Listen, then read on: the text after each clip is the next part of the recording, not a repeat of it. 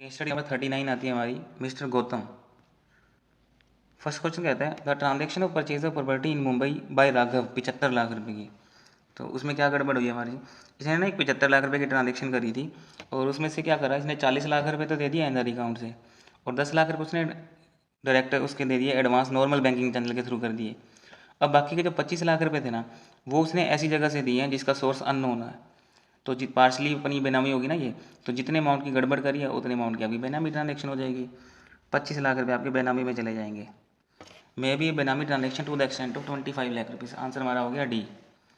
Which one of the following transaction is not benami done by Rajesh. अब आपने ये बताना है इसमें से कौन सी ट्रांजेक्शन बेनामी नहीं है। डायरेक्ट क्वेश्चन है, केस स्टडी में नहीं जाना। Transaction in respect of property where the person providing the consideration to Rajesh is not traceable. ये तो बेनामी होती है, हमारे को बताना है बेनामी कौन सी नहीं होती। ठीक है, अब बंदा ट्रेसेबल नहीं है। या फिर कहता है the arrangement bye Rajesh in respect of a property made in A fictitious name, ये भी बेनामी होती है। फिक्टिशियस नेम से अगर आप परचेज करते हो प्रॉपर्टी तो बेनामी होती है। The property held by Rajesh in the name of his spouse, अच्छा अपनी वाइफ के नाम पे खरीदी है और कंसीडरेशन उसने नॉन लीगल सोर्सेज से खरीदी है, फिर तो बेनामी होएगी नहीं है। अगर आपने वाइफ और बच्चों के नाम पे प्रॉपर्टी खरीदी है और नॉन सोर्सेज से खरीदी है तो फिर बेनामी थोड़ी होएगी। तो हमारा आंसर यही मैच हो गया। ये transaction by Rajesh is respect of property where the owner is unaware, ये तो हो गया गलत हो गया, बेनामी होगी। तो हमारा आंसर क्या हो गया, C. Subhash as a married daughter Mangala और रेजिडेंट है यूके की। सुभाष इन्वेस्टेड 1.5 करोड़ रुपए in bank fix deposit in the name of a Mangala. उसने क्या करा, एफडी करवा दी मंगला के नाम पे 1.5 करोड़ रुपए की बिना उसे बताए। Later during the course of inquiry official उन्होंने चेकिंग करनी शुरू करी तो पता चला मंगला के अकाउंट में 1.5 करोड़ रुपए हैं। जब मंगला को बताया तो मंगला कहती मेरे को तो नहीं पता इसके बारे में, मैं तो इसकी ओनर नहीं हूँ। ठीक है, वो मना इसलिए कर रही है, उसको पता नहीं है ना। और ऊपर एकदम, अब तुम सोचोगे 1.5 करोड़ रुपए के लिए मना कौन करेगा। पकड़ी गई ना, जब ऑफिसर सामने खड़ा हो ना तब पता चलता है। ठीक है, मंगला ने ओनरशिप डिनाई कर दी of the bank fix deposit. बाद में पता चला वो तो उसके पापा ने जमा करवाए थे। अब बेनामी एक्ट कहता है, वैसे तो देखो कोई दिक्कत नहीं होती, मैं पहले भी डिस्कस कर चुका हूँ, लेकिन बेनामी एक्ट कहता है भी आपने ना बिना बताए पैसे जमा करवाए ही क्यों किसी को। आपने किसी और के नाम पे, तुम्हारे पास कोई प्रॉपर्टी है वो किसी और के नाम से क्यों है, एक बार हम उसको बेनामी मानेंगे। तो समटाइम बेनामी एक्ट क्या कहता है कि आपने ऐसा करा ही क्यों है, क्यों नहीं बताया बच्चे को। तो हम इसको फिलहाल एक जो प्राइमा फेशिया एविडेंस है ना जो, वो हमारा बेनामी की तरफ जाता है। और हालांकि कोई दिक्कत नहीं होती इसके अंदर, लेकिन हम एक बार इंस्टीट्यूट को फॉलो करेंगे। Transaction is a benami transaction because Mangala deny the ownership.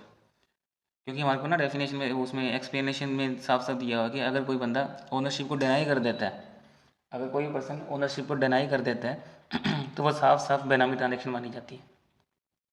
लेकिन एक पॉइंट के अंदर ये बात भी है कि अगर फादर अपने बच्चे के नाम पे खरीदता है, नॉन सोर्सी से खरीदता है, तो वो बेनामी नहीं होती। तो कॉन्ट्राडिक्टरी लगता है मुझे ये वाला पॉइंट हमेशा। बट हम एज पर इंस्टीट्यूट चलेंगे, जो इंस्टीट्यूट जिस चीज़ को प्रायोरिटी दे रहा है, तो वहाँ पे इसने शुड भी नहीं लिखा, उसने ये लिखा है सम टाइम हम इसको बेनामी ट्रीट कर देते हैं। XYZ private limited company in the stated cases indulge in moving for spreading the injected proceeds. ये हमारा रिपीटेड क्वेश्चन है। जब आप इंजेक्टेड करते हो प्रोसीड्स को फॉर्मल में ले आते हो तो उसको लेयरिंग बोला जाता है। Answer C. And what will be the quantum of punishment under the prevention of money laundering act. Prevention of money laundering act के अंदर जो पनिशमेंट है वो कितनी है, कड़ा क्या है, इसने ड्रग्स डीलिंग के अंदर इन्वॉल्व है। तो जहाँ पे नार्कोटिक ड्रग्स आ जाए ना वहाँ पे 3 से 10 साल की जेल हो जाती है। नॉर्मल केस में 3 से 7 साल की होती है और नार्कोटिक ड्रग्स में इन्वॉल्व हो तो 3 से 10 साल की जेल होती है। चलो डिस्क्रिप्टिव क्वेश्चन आता है हमारा 6th। In the context of various property dealing with the transaction stated in the case study analyze statement provision of provision of Benami property transaction act need not necessarily apply only to the transaction where the source of fund is unknown undisclosed carries in a fictitious name but may also sometime apply to transaction disclosed funds real person are involved at least one transaction to support your analysis। देखो वही बात आगे जो मैं कर रहा था आपके साथ, बेनामी ट्रांजेक्शन ट्रीट कर लेता है समटाइम। तो बेनामी एक्ट के बारे में लिख देना इसके अंदर सारा कुछ, बेनामी ट्रांजेक्शन्स एक्सेप्शन जो होती है ना वो सारी, ये सारी लिख देना इसके अंदर। उसके बाद इस केस स्टडी में क्या कह रहे हैं, in the stated about state transaction Subhash ने इन्वेस्ट करे थे 1.5 करोड़ रुपए, एफडी करवाई थी ना मंगला के नाम पे, उसको बताया ही नहीं। तो सम टाइम हम इसको बेनामी एक्ट के अंदर डाल देते हैं। ट्रांजेक्शन इज ए बेनामी despite the bank fix deposit is generated using disclosed funds is a genuine name which is not a fictitious transaction. हालांकि नॉन सोर्सेज से हैं फिर भी हम इसको बेनामी ट्रीट कर देते हैं, क्योंकि हमारा ये मानना है, बेनामी वाले कहते हैं कि आपने दूसरे के नाम पे प्रॉपर्टी खरीदी ही क्यों है। क्वेश्चन नंबर 7 कहता है for the property held by Rajesh as a benamidar, if if a penalty is to be impose then what will be the quantum and how much amount fine be determined under the provision of Benami act.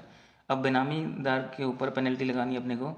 अगर आपने कोई भी transaction ऐसी करी है जो बेनामीदार है, बेनामी ट्रांजेक्शन कर दी, तो आपके ऊपर पेनल्टी कितनी लगती है? रिग्रेस इम्प्रिजनमेंट होती है, हमने पढ़ा था 1 साल से लेकर 7 साल की। 1 साल से लेकर 7 साल की आपके ऊपर रिग्रेस इम्प्रिजनमेंट होती है, प्लस आपका 25% यानी कि 25% of fair market value date of registration. जब आपने रजिस्ट्रेशन करवाया था उस रजिस्ट्रेशन डेट पे आपकी जो फेयर मार्केट वैल्यू थी उसका 25% आपके ऊपर पेनल्टी लगा दी जाएगी। और ध्यान रखना इन दोनों के अंदर एंड है, जेल भी होएगी और पेनल्टी भी लगेगी, दोनों ही लगेंगी आपके ऊपर। तो ये तो डायरेक्ट था अपना। Can a property involve in the money laundering be attached if yes state of provision relating to attachment of property. PMLA के अंदर अटैचमेंट का पॉइंट पूछा हुआ है, अटैचमेंट का पूरा वो छाप देना तुम।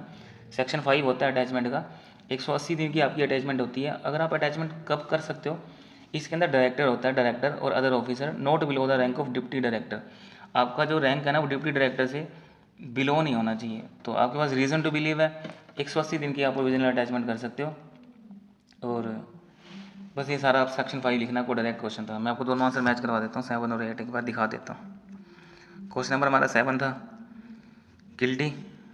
ये रहा, 1 साल से 7 साल की सज़ा थी, रिग्रेस इम्प्रिजनमेंट थी और 25% fair market value. Fair market value कौन सी लेनी है उसने बता दिया। उसके बाद कहता है सेक्शन 5 अपना अटैचमेंट का था। ये अटैचमेंट का सीधा आंसर आपने लिख दिया, 180 दिन की अटैचमेंट है। Provided no such order attachment shall be made unless in relation to scheduled offence report magistrate under section 173। Complaint has been filed by the person investigation the officer mention in the schedule before a magistrate. चलो यहाँ पर अपना question खत्म हो गया। ये पूरा इसने छाप दिया सेक्शन 5 पूरा का पूरा, अटैचमेंट का टाइम वगैरह सब कुछ दे दिया इसने।